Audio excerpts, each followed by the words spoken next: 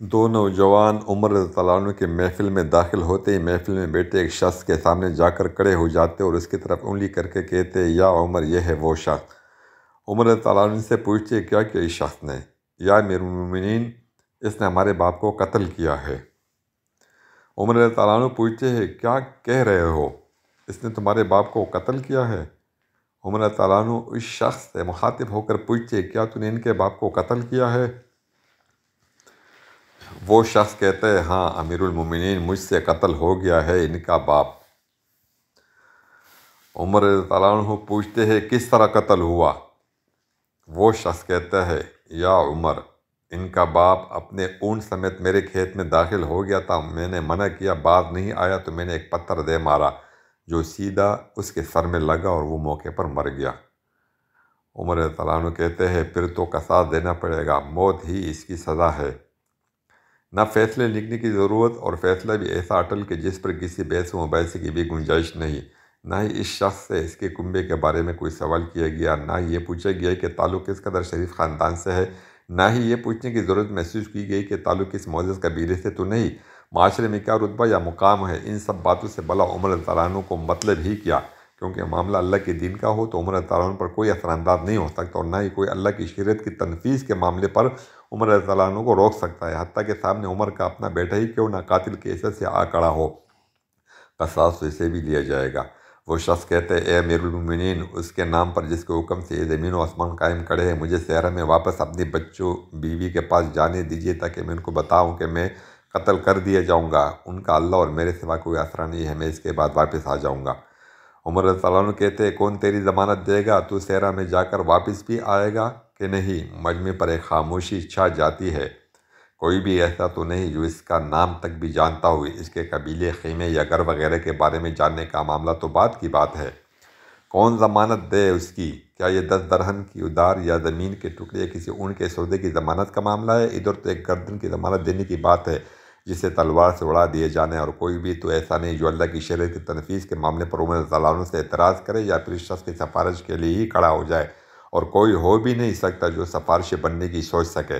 محفل میں موجود صاحب پر ایک خاموشی سی چھا گئی۔ اس صورتحال سے خود عمر رضی اللہ عنہ بھی متاثر ہوئے، کیونکہ اس شخص کی حالت نے سب کو ہی حیرت میں ڈال کر رکھ دیا ہے۔ کیا اس شخص کو واقعی قصاص کے طور پر قتل کر دیا جائے اور اس کے بچے بھوکوں مرنے کے لیے چھوڑ دیے جائے، یا پھر اس کو بغیر ضمانتی کے واپس جانے دیا جائے؟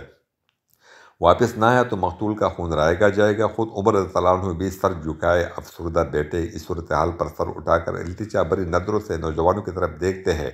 معاف کر دو اس شخص کو۔ نوجوان اپنا آخری فیصلہ بغیر کسی جھجک کے سنا دیتے ہیں، نہیں امیر المومنین، جو ہمارے باپ کو قتل کرے اس کو چھوڑ دے، یہ تو ہو ہی نہیں سکتا۔ عمر رضی اللہ عنہ ایک بار پھر مجمع کی طرف دیکھ کر بلند آواز سے پوچھتے ہیں، اے لوگو، ہے کوئی تم میں سے جو اس کی ضمانت دے؟ ابو ذر غفاری رضی اللہ عنہ اپنے زہد و صدق سے بھرپور بڑھاپے کے ساتھ کھڑے ہو کر کہتے ہیں، میں ضمانت دیتا ہوں اس شخص کی۔ عمر کہتے ہیں، ابو ذر، اس نے قتل کیا ہے۔ ابو ذر رضی اللہ عنہ اپنا اٹل فیصلہ سناتے ہیں، چاہے قتل ہی کیوں نہ کیا ہو۔ عمر، جانتے ہو اسے؟ ابو ذر، نہیں جانتا۔ عمر، تو پھر کس طرح ضمانت دے رہے ہو؟ ابو ذر غفاری رضی اللہ عنہ، میں نے اس کے چہرے پر مومنوں کی صفات دیکھی ہے، اور مجھے ایسا لگتا ہے یہ جھوٹ نہیں بول رہا، انشاءاللہ یہ لوٹ کر واپس آئے گا۔ عمر، ابو ذر، دیکھ لو، اگر یہ 3 دن میں وہ لوٹ کر نہ آیا تو مجھے تیری جدائی کا صدمہ دیکھنا پڑے گا۔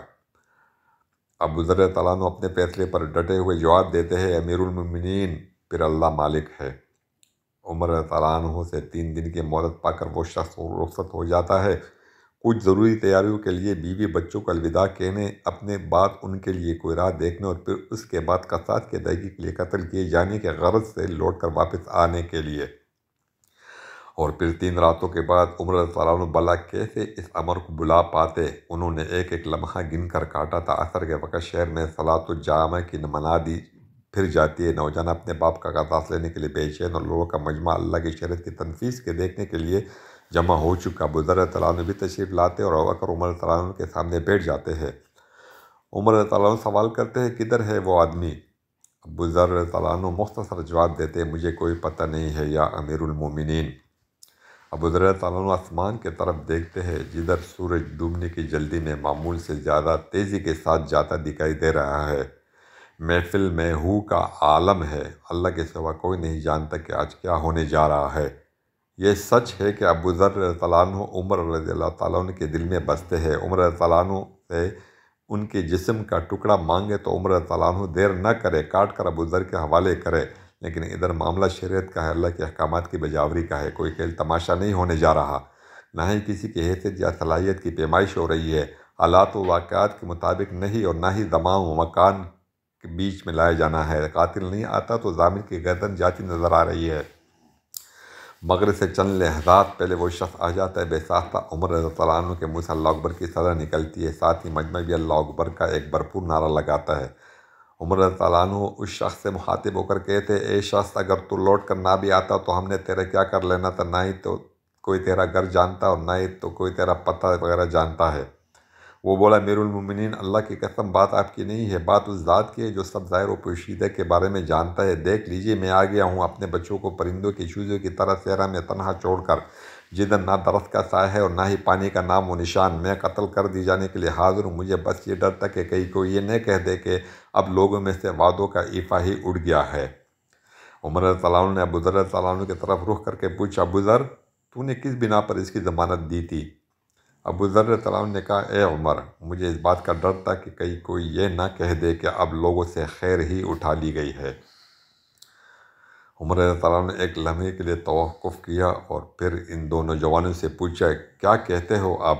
نوجوانوں نے، جن کا باپ مرا تھا، روتے ہوئے کہا، اے امیر المومنین، ہم اس کی صداقت کی وجہ سے اسے معاف کرتے ہیں۔